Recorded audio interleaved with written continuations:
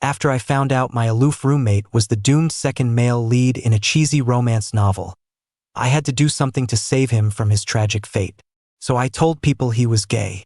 The female lead didn't buy it. Does he have a boyfriend then? I gritted my teeth. Yeah, he does. And you're looking at him. She finally gave up.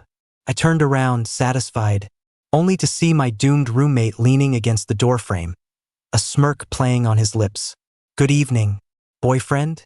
When I first learned that Mark was the devoted, tragic second male lead in a fluffy romance novel, I refused to believe it. In the book, my cool, distant roommate Mark was supposed to fall for the female lead at first sight. He'd even have a crazy moment where he'd try to lock her away for himself. In the end, he gets driven to bankruptcy by the main couple. It was hilarious. I'd been roommates and good friends with Mark for ages, and forget kidnapping the female lead, he'd never even held a girl's hand. This book had to be fake, so I didn't pay it any mind. Until Mark and I went to the cafeteria for lunch and ran into the legendary female lead. It was noon, the busiest time for the cafeteria. I saved a table and was about to go grab a drink with Mark. But the place was so crowded that, in all the pushing and shoving, a girl accidentally spilled her lunch all over Mark. I was about to grab a napkin to help him clean up when I heard a bright, clear voice. Oh my God, I'm so sorry. I didn't mean to. Are you okay? Mark frowned and looked over at the girl. My heart sank. This is bad. This rich kid had a notoriously short fuse. He was going to make her cry. I quickly tried to step in and smooth things over, but then I heard Mark's calm reply. It's fine. Just be more careful next time. Huh? Since when was he in such a good mood? Confused, I helped Mark wipe the food stains off his clothes. The girl still seemed incredibly apologetic. Hey, can I get your number? I'll have your clothes cleaned and return them to you. Seriously, I'm so sorry. The scene felt more and more familiar. In a flash, it hit me. This was the exact scene from the book where the female lead and Mark first meet. The girl was still asking, "Is that okay?" Even the lines were a perfect match. I composed myself, deciding to dig a little deeper. I spoke up, "We've already got a table. If you want, you can join us and we can talk while we eat." The moment I said it, Mark's gaze fell on me, his brow furrowed. But he didn't stop me. I watched his expression, and alarm bells started ringing in my head. No way. Don't tell me it was actually love at first sight. After we sat down, I started pumping her for information. After a while, I learned her name was Emily. She was a fashion design major, and she had a childhood sweetheart named Owen. It all lined up perfectly with the book. My last shred of hope died. So, after we finished eating and Emily asked for his number again, I jumped in before Mark could answer. Sorry, he doesn't have his phone on him today. Both of them turned to look at me. I braced myself and tried to salvage the situation. You can add me instead. Emily said, oh, okay, added me on socials and then said her goodbyes. I finally let out a sigh of relief and started worrying about what to do next. When I looked up, I saw Mark staring at me, his face a cold mask. Thinking about how nice he'd been to the female lead, I felt a surge of disappointment and snapped, "What are you looking at me for?" Mark's face was frosty, and a dark cloud seemed to hang over him. He asked, his words sharp, "You like her?" I just blinked at him. He sneered, being so nice to her, making up an excuse to get her number? It took me a full 3 seconds to process what he was saying. I went through all that trouble to help him, and he thought I was trying to sabotage his love life. He just met her, and he was already this protective? What was going to happen later on?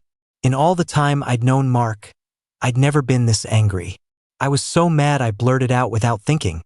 So, what if I do? It's none of your business. And so we started the Cold War. To make things worse, Emily kept messaging me. Hey, can you send me Mark's contact info? I felt like my head was going to explode. I tossed my phone aside without replying and went back to studying that stupid romance novel. I hadn't realized it before, but it turns out the female lead had a crush on Mark from the very beginning. This was even worse. Another message from Emily popped up.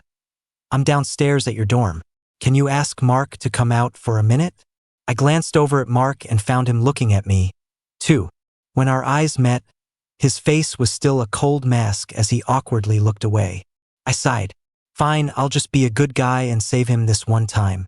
I made up my mind to do something drastic. I went downstairs and found the female lead waiting under a tree. When Emily saw me, she looked confused. Where's Mark?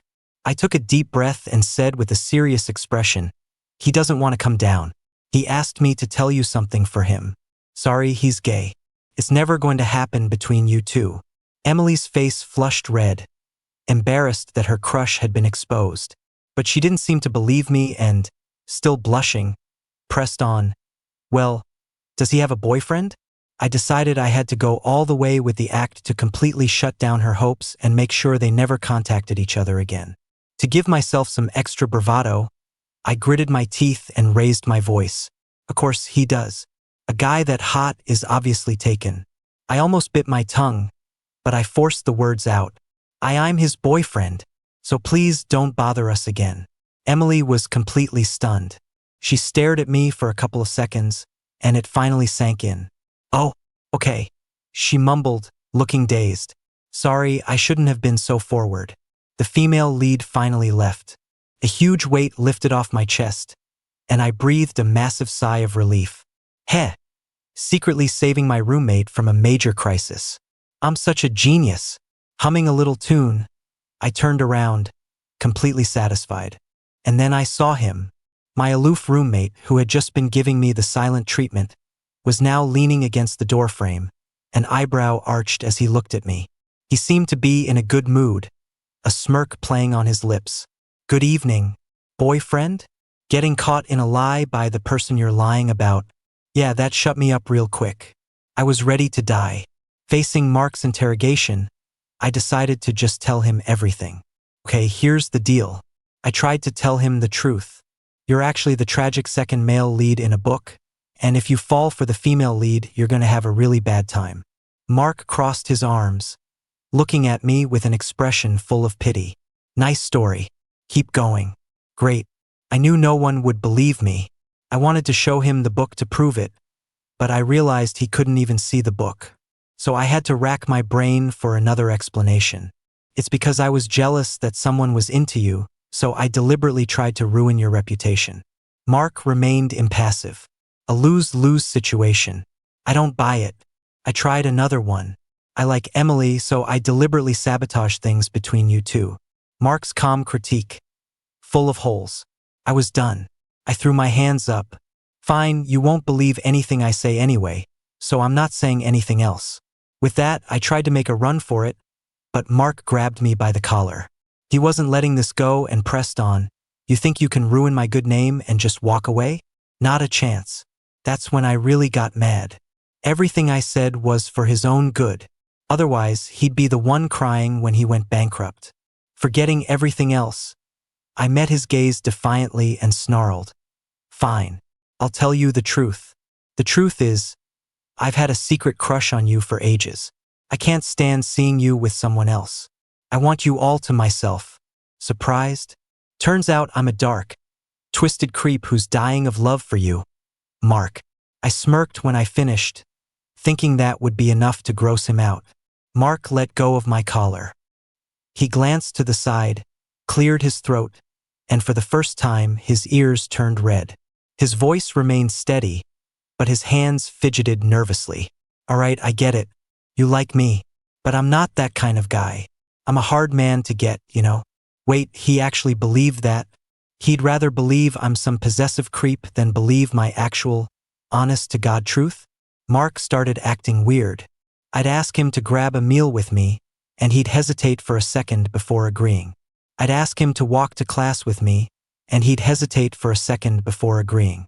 I had plans to play basketball with some guys and casually asked him if he wanted to come along before I left. Mark is a bit of a neat freak and hates the physical contact in basketball, so he usually says no. I didn't expect him to hesitate for a second this time, then nod. Sure, I'll go. But when we got to the court, we ran into the male lead of the book, Owen. And he was on the opposing team. At first, I didn't recognize him. Mark plays basketball aggressively, like a lone wolf, so the other team quickly started ganging up on him. They seemed to have a strategy, guarding him constantly and boxing him in at every turn. I couldn't stand seeing them target Mark like that, so I started coordinating with him, helping him break free. We managed to score another point. I shot a taunting grin at the other team. I ran over to Mark, ready to break through their defense again. That's when someone on the other team yelled, "Owen, pass the ball."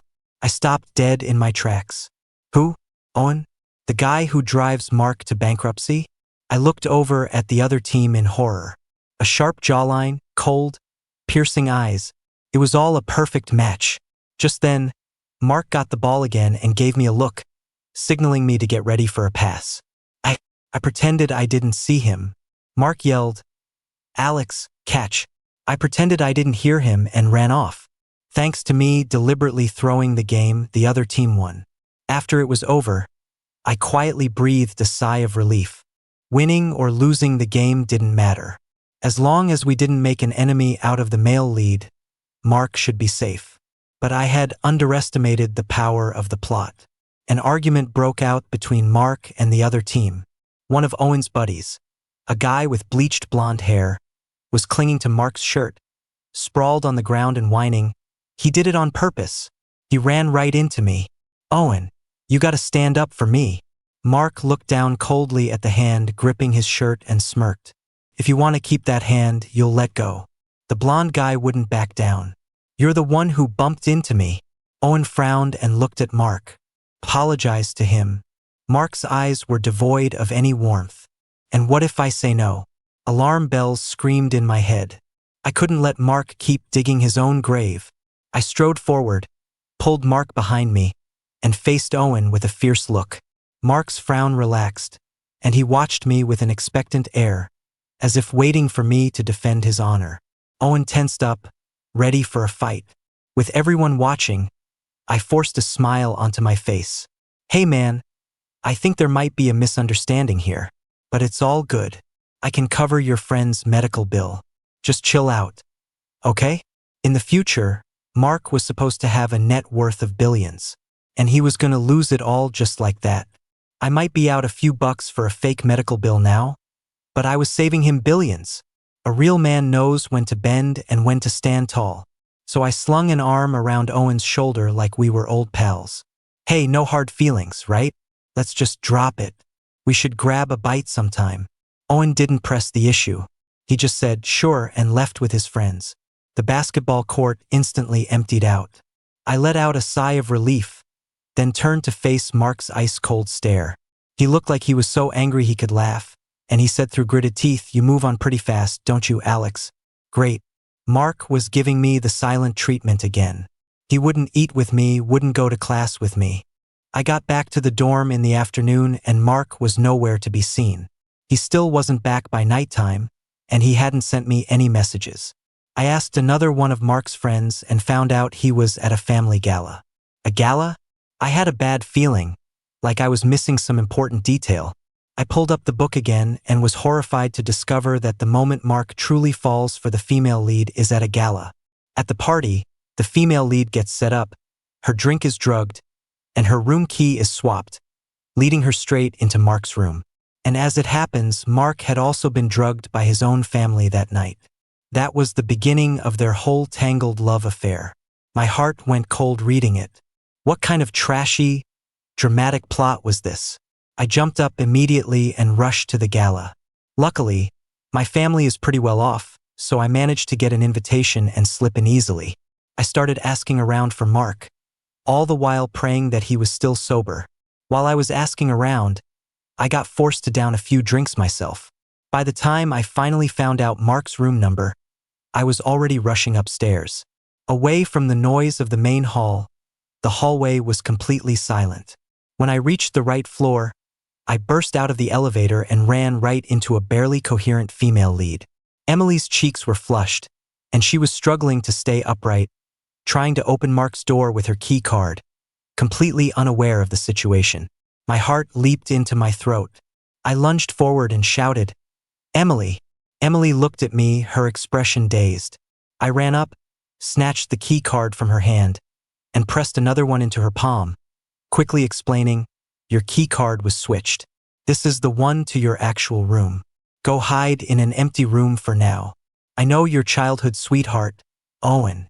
I've already called him. He'll be here soon, don't be scared. I turned her around and pointed her down the other end of the hall. Look, your room is right down there. Can you make it on your own? Emily nodded blankly, holding on to her last shred of consciousness. She looked at me seriously and said, "Thank you." I waved it off. I had a much bigger problem to deal with now, after all. After Emily left, I used the key card to open Mark's door. The entryway light switched on automatically, revealing a massive presidential suite. The room was silent. Using the dim yellow light from the entryway, I managed to feel my way to the bedroom door. The bedroom was pitch black, blocking out all light from outside. I had just taken one step inside when a glass flew past my head and shattered at my feet. I jumped, and at the same time, I heard Mark's voice, icy and vicious. "Get out." My mind went blank for a second. In my rush to worry about Mark, I hadn't thought about what I'd actually do to handle a drugged Mark. For a moment, I just stood there, frozen. Mark seemed to be struggling to breathe, his voice hoarse. I said, "Get out. Are you deaf?" He seemed really unstable. I lowered my voice and inched toward him, afraid of startling him. "Mark, it's me." Mark suddenly went quiet. I finally made it to his bedside and tried to soothe him. "Don't worry, I'll figure something out." I sighed internally. He must have been so helpless, all alone in here. But before I could finish my thought, Mark suddenly flipped over, pinning me to the bed. The next second, his scorching breath, tinged with the faint smell of alcohol, fanned across my neck. I froze completely. He seemed to be in agony, his hot lips hovering incredibly close to my neck. So close that when he spoke, his lips brushed against my skin with every word. "Alex, is that you?" Maybe it was the alcohol on his breath, but I felt the few drinks I'd been forced to have downstairs finally start to hit me. My head felt dizzy, as if clouded by the boozy air. I was starting to break out in a sweat, trying to push him off me. "It's me. Just back up a little. Don't worry. Let me think of a way to help." But he only pressed himself closer, his usually cold voice now laced with a seductive rasp. "Alex, you feel so cool." His entire body was burning up, and pressed against him, I could only feel waves of heat rising. I vaguely sensed something was spiraling out of control. Even my words came out stammered. "Mark, where the hell do you think you're putting your hand?" His eyes, which were usually full of coldness and sarcasm, were now shimmering, tainted with a worldly desire as he stared straight at me. "Alex, didn't you say you loved me?" His long fingers wrapped tightly around my wrist, guiding my hand downward, his voice husky. "Can you love me one more time?" I must have been really drunk. My mind was a complete mess, and all I could see were Mark's devastatingly beautiful features. In a moment of madness, a voice in my head started trying to convince me. Mark might be aloof, but he's always been good to me. He's my best friend from college. So, helping out my best friend shouldn't be that big of a deal, right? The alcohol gradually numbed my brain. I thought, let's just help each other out this one time. Just once. And so, I stopped resisting and closed my eyes. I let him do as he pleased. When I woke up the next day, my body felt like it was going to fall apart. Mark's long, strong arm was still wrapped around my waist. As my head cleared, memories of last night flooded back, making my blood rush. What the hell did I do? From the moment I saw that book, I lied to the female lead that Mark and I were a couple, and then I was forced to admit that I was deeply in love with him. And now this. I actually slept with my roommate and best friend. But wait, aren't I supposed to be straight? A wave of absurdity washed over me. What kind of straight guy saves his roommate by throwing himself into the mix? Mark must have felt me move. The arm around my waist tightened, and his voice was husky with satisfaction. "Alex, let's sleep a little longer." My ears tingled. I gritted my teeth, deciding this couldn't go on. I had to fix this derailed relationship. I gathered my thoughts and began. "Mark, about last night. It was just an accident." Mark's hand stiffened for a moment. He opened his eyes, looking a little confused. "Alex, what do you mean?" I explained, Last night was a special situation. Plus, I was drunk and wasn't thinking clearly. You don't have to worry about it. We can just go back to being good friends. Mark seemed to force a laugh, his words laced with a bite. Good friends? Then what was all that passion last night? I answered cautiously, just helping each other out. As I spoke, I quickly got dressed and tossed a set of clothes to Mark, telling him to put them on. Mark's face was cold, and he clearly didn't want to talk to me. Just as we got dressed, the hotel room door burst open. A crowd of reporters holding cameras swarmed in, and a woman's voice rang out. Emily, how could you do something so shameless? Her words died as her eyes met mine and Mark's. The entire room fell silent. The woman shrieked in disbelief. Where's Emily? The room was a mess, but the Emily she was looking for was nowhere to be found. I finally remembered a detail I'd forgotten. In the book, after Emily is set up by the story's villainess, the villainess brings a group of reporters the next day to catch them in the act, aiming to ruin Emily's reputation. But because I helped Emily switch rooms last night and then got tangled up with Mark, I completely forgot about this part. Right now, everyone seemed stunned. The reporters had never expected to find two guys in the room. The villainess muttered something about a misunderstanding and quickly slipped away. I didn't have the energy to deal with her. She'd get what was coming to her eventually. The real problem was the reporters. They thought they had a huge high society scandal on their hands, but now they were just disappointed. Then, someone suddenly shouted, "Holy crap, aren't those the young masters of the Liu and Zhu families?" Panic flared in my chest, but it was too late to stop them. The reporters had stumbled upon an even juicier high society scoop than Emily's, and they started snapping pictures like crazy. I was grateful I'd gotten dressed beforehand, but I was still dumbfounded. Hey guys, aren't you being a little intrusive? And so, the news broke that very morning. Shocker. Heir to the Liu Corporation's sexuality revealed. Click here for the dramatic love affair between the heirs of the Liu and Zhu families. OMG, is this a real-life power couple? I ship it so hard. After the incident, Mark was summoned home by his family. His family had always been incredibly strict, and I was worried they would give him a hard time. But 3 days later, he came back with news that completely shocked me. Mark looked helpless. Alex, you know my family has always taught me to be a responsible person. And? I asked. He looked serious. So, I have to take responsibility for you. I waved my hands frantically. No, you don't have to. I really don't mind. Mark looked troubled.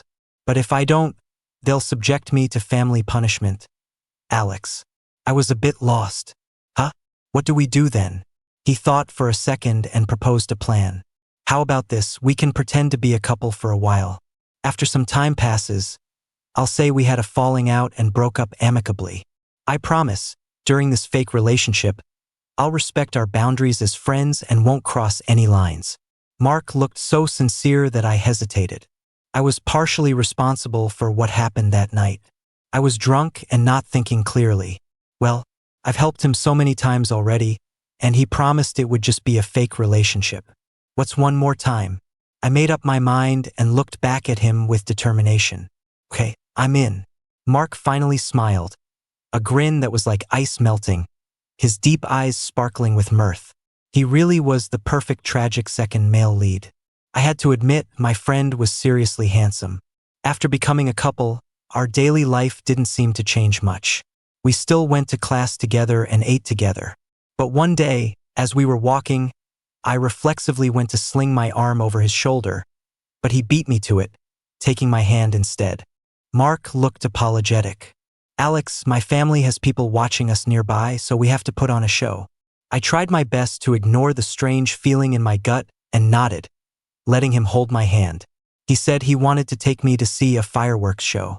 When we got to the ticket booth, the clerk saw our intertwined hands and asked politely, "Are you two a couple? We have a discount for couples." I was about to deny it, but Mark beat me to it again, saying calmly, "Yes, we are." The clerk gave us 2 wristbands that would glow when they were close to each other. Once inside, I saw couples everywhere holding hands, and I belatedly realized that the fireworks show tonight seemed to be love-themed. We finally made it to the riverbank just as the show was about to start. The area was packed with people, all excitedly waiting for the fireworks. At 8 o'clock sharp, the fireworks began. Huge, brilliant bursts of color exploded across the night sky, one after another. I noticed some of the couples around us were kissing under the fireworks. Just as I looked away, my eyes met Mark's. His gaze reflected the dazzling display as he asked in a low voice, "Hey, best friend, want a kiss?" I didn't quite catch that. Huh? Mark used the same excuse. My family's spies are still watching. Maybe it was the atmosphere, but I had the absurd thought that maybe a little kiss wouldn't hurt. I nodded dumbly. The next second, Mark cupped the back of my neck with one hand and leaned in to kiss me. He started tentatively, his lips just pressing against mine, before slowly and deliberately parting my lips and deepening the kiss. I have no idea where this guy learned to kiss like that, but my head was spinning. Mark's pleasant, woody scent enveloped me like a soft cloud. As my consciousness faded, I was still wondering, is his family really that strict? They have to send spies to watch his every move? Back at the dorm, I started to feel like I wasn't normal anymore. It was a 4-person dorm, but one of our other roommates rented his own place, and the other had a long-term internship and lived at the company. So most of the time, it was just the two of us. I kept feeling like something was off about how Mark and I were interacting now. So I sat at my desk and tried to review the events of the past few days. Before I could figure anything out, Mark walked out of the bathroom drying his hair. He was shirtless, wearing only a pair of pants as he sauntered over. I wasn't paying much attention at first, but when my eyes swept over his 8-pack, I paused for a second. Normally, checking out my best friend's abs wouldn't be a big deal. But for some reason, my mind suddenly flashed back to that night, to the way his lean, strong waist was covered in glistening sweat, looking like a piece of fine white jade under the moonlight. The moment I realized what I was thinking, my ears flushed beet red. And of course, the owner of said abs was completely clueless and leaned in closer. And just like that, the piece of fine jade was right in my line of sight again. Mark's damp fingertips touched my ear. "Alex, why are your ears so red?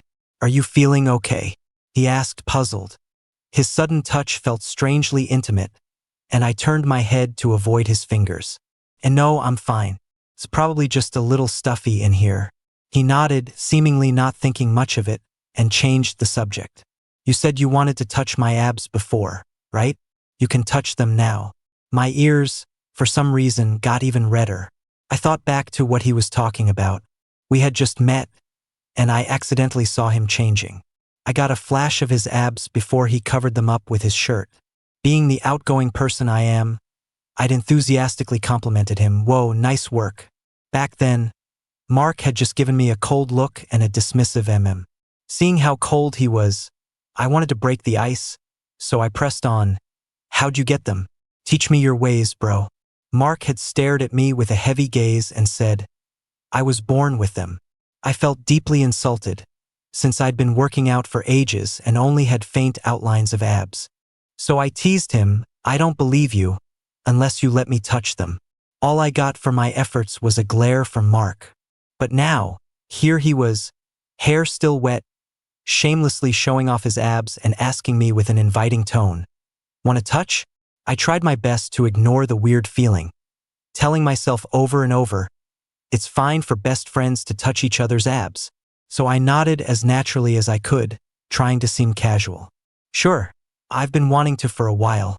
He sat down next to me, looking like he was ready to be touched. I reached out and quickly grabbed a handful of his abs. Wow, felt nice. I grabbed another handful. I reluctantly pulled my hand back, thinking, no wonder I've been thinking about these abs for so long. They feel amazing. As I was wondering why Mark was being so generous today, I heard him ask, "Done? Is it my turn now?" He looked at me innocently. "I want to touch yours too." I tried to politely decline. "But I don't have abs." Mark just said, "What's the big deal? We're friends." I was completely speechless. He was right. When I was with my other gym buddies, it was totally normal for us to admire each other's progress. I had no reason to refuse Mark. Besides, it was only fair to reciprocate. If I said no now, it would just make me seem petty. So, with a wooden expression, I lifted my shirt and stammered, "Gee, go ahead." Once he had permission, Mark reached out. His hand easily wrapped around half of my waist, his 4 fingers touching the faint lines of my abs, his thumb landing right in the divot of my waist. I couldn't help but let out a soft sound and instinctively tried to pull back. He froze and asked politely, "Sorry? Did I tickle you?" My heart was pounding. I just wanted this to be over. I shook my head and looked at him impatiently. "No, stop talking and just get on with it." He said okay, but his hand slowed down, his thumb sliding gently and sending a shiver through me. My fingers, gripping the hem of my shirt, were trembling. I'd never felt so tortured. Just when I thought it was over, I heard him ask, "Can I use both hands?" My hair felt like it was standing on end. I couldn't take it anymore. "Mark, don't push your luck." He replied, "Come on, best friend, don't be so stingy." I gritted my teeth and looked away. If you're gonna do it fast. And so, my waist was completely in his grasp. I trembled very noticeably this time, but he seemed oblivious, even offering a critique. "Alex, your waist is so small. What's that supposed to mean? Is he calling me skinny? I could take on 5 guys at once." I lost my patience. I was done. I pulled his hands away and quickly dropped my shirt.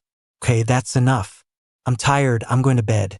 Without waiting for Mark's reaction, I scrambled up to my bunk, drew the curtain, closed my eyes, and pretended to sleep. Mark was quiet for a few seconds, then said nothing more, turned off the lights, and went to his own bed. The dorm fell into silence, but for the first time in a long time, I couldn't sleep. Every time I closed my eyes, his abs would pop into my head. I could still feel the phantom touch on my waist. I could clearly feel my heart beating faster and faster. My mind was completely filled with Mark. It was over. Something was definitely spiraling out of control. The next day, I woke up with dark circles under my eyes. I'd been up all night thinking and finally realized something wasn't right. Mark said his family had spies watching us, but I'd never felt a thing. A seed of doubt was planted. I ended up contacting a private investigator and asked him to do some counter-surveillance for me. I went out with Mark like usual. And like usual, Mark used the spy's excuse to hold my hand. 3 days passed like this. I finally got a message from the PI. He said he'd been investigating for 3 whole days and confirmed it. There were no spies watching us at all. Couldn't believe it. "Are you sure?" The detective immediately replied with a guarantee. "Positive. I've been in this business for years. I can confirm no one is following you." I suppressed the storm brewing inside me and gave him a new task. "Okay, then find out what Mark's family's attitude was when the news about us broke." He was one of the most highly rated PIs in the business. I was confident his network could dig up the information. A few days later, I got his reply. Mark's family made no public statement. Mark already controls a majority of the shares in the Lu Corporation, so no one can influence his decisions. My mind went completely blank. So, everything Mark said about his family's strict rules, about having to take responsibility for me, about pretending to be a couple, it was all a lie. I forced myself to calm down and step outside the best friend box I was in. I started to think about Mark's motives for doing all this. He held my hand. He kissed me. An unbelievable theory started to form in my mind. I thought, shocked, could it be Mark likes me? I thought I would be furious when I found out Mark had been lying to me. But strangely, the first thing that came to my mind was the pleasant, woody scent that surrounded him under that spectacular fireworks display, and the feel of his hands on my waist in the dorm that night. Or even earlier, in the hotel room, when his eyes were red-rimmed as he pleaded with me, "Alex, love me one more time, okay?" Thinking about it all, I couldn't bring myself to be angry. Instead, something in my heart was starting to sprout. Just then, Mark opened the dorm room door and walked in. "What are you thinking about, Alex?" I wanted to be absolutely sure, so I put on a cold face and asked him sternly, "Mark, are you hiding something from me?" Mark's expression didn't change. "What are you referring to?" I shot back, "What do you think?" He was silent for a couple of seconds, as if weighing his options. "I'm sorry, Alex. My family never sent any spies. I lied to you. I raised an eyebrow. MHM. Is that all? He pretended not to know. That's it. Are you sure that's it? He didn't speak for a moment. We stood there in a standoff. After what felt like an eternity, I heard his voice, tinged with defeat. And my family never said I had to take responsibility for you. I lied about that too. Why did you lie to me, Mark? He fell silent again. Seeing his crestfallen expression, I couldn't bear it. I decided to be direct. Mark, do you like me? He looked up in a panic, his voice strained. Alex, with his secret suddenly exposed, Mark looked at me, flustered, and finally just said, Alex, please don't hate me. If you're really disgusted, I can move out of the dorm. Can we still be friends? In that instant, I felt my heart clench, filled with a sour ache. I finally understood my own feelings. I liked Mark too. He was still talking. I'll keep my distance in the future. Before he could finish, I closed the distance and pulled him into a hug. He froze, whispering my name cautiously. Alex. I looked up, gave him a quick peck on the corner of his lips, and said with a grin, There, you're forgiven. I like you too, Mark. Epilogue. On the day Emily and Owen got married, they invited me and Mark. In their love story, without the interference of the second male lead, the villainess was quickly dealt with, and Mark avoided his tragic fate of bankruptcy. Emily was very grateful for my help at the hotel back then. Seeing me and Mark holding hands, she sighed happily. This is so wonderful. I never would have thought you two would still be together now. I smiled back. I wish you and Owen a lifetime of happiness too. After the wedding, we went home. Mark wrapped his arms around me from behind and called my name. Babe. I glanced at him. What's up? He looked at me, his eyes full of anticipation. Let's go get married abroad. Okay, boyfriend? For a moment, I was transported back to the beginning of this whole story, when I lied and said Mark was gay, and he had leaned in with that same playful smile. Good evening, boyfriend? The figure from back then slowly merged with the man standing before me now. I smiled and leaned in to kiss him. Okay, the story of the main couple had finally come to an end. But my story with Mark was just beginning.